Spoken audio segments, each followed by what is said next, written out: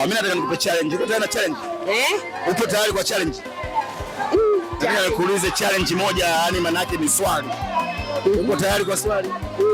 Mimi kama nitaliweza. Utaliweza?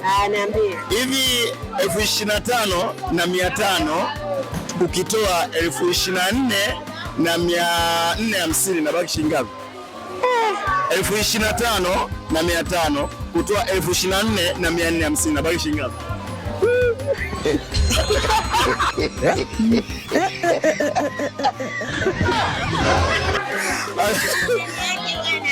Mungu akubariki sana kwa muda wako. Amina, asante. Nakutakia usiku mwema. Asante na kwako pia. Pamoja sana. Pamoja sana. Sasa bwana, mimi naitwa MC Hansi, lakini pia tutaendelea kupiga story na MC Kiweba, tujue mawili matatu jinsi alivyosherehesha jioni hii ya leo.